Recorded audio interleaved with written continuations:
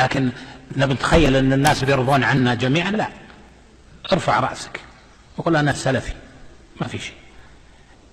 Neyi düşün edilen birinci şey, ölüm ayağında olan kimsəyə, hələ ölməmişdən qabaq, ölüm ayağında olan kimsəyə La ilahe illallah kəlməsinin təlqin edilməsidir. Peyğəmbər sallallahu aleyhi və səlləmdən gələn hədisə əsasən, Peyğəmbər sallallahu aleyhi və səlləm deyir ki, ölülər bizə La ilahe illallahı təlqin elətdirin. Müslimdə gələn hədisdir.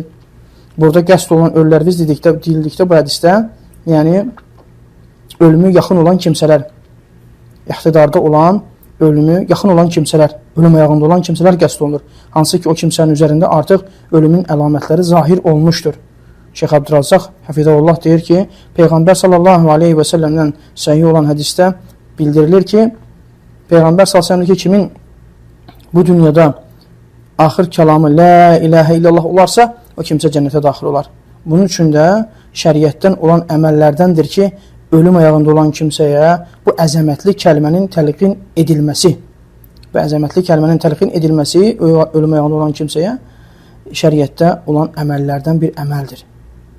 Yəni, hətta həmin kimsənin axır kəlamı La ilahə illallah olsun bu dünyadan köçəndə. Ona görə də Peyğəmbər sallallahu əleyhi və səlləm deyir ki, Laqinu mautakum La ilahə illallah. Ölülərinizə La ilahə illallahı təlqin elətdirin. Yəni, burada qəsd olunan dediyimiz kimi, ölümü yaxın olan kimsə, hansı ki, ölüm ayağında olan kimsə, ölümü yaxınlaşan kimsə, onun üzərində ölümün əlamətləri izhar olan kimsə qəsd olunur, ölüb gedən kimsə yox. Və sünnədə gələn əməllərdən birisi, belə halda olan insanı gördüyün zaman ona təlqin, onun yanında ona La ilah kəlməsini təlqin etməyə tələsmək lazımdır. O da nə form olmalıdır?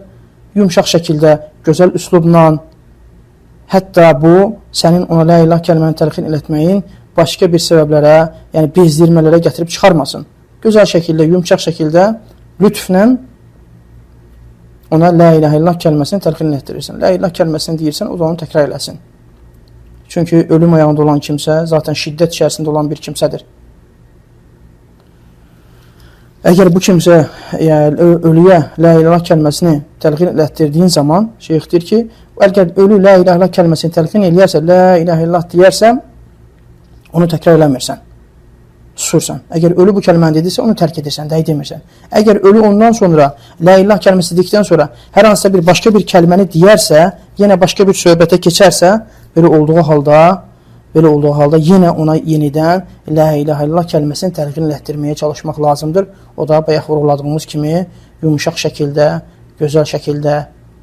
Bu birinci iş. Yəni ölüm ayağında olan kimsəyə La ilah kəlməsinin təlqin edilməsi.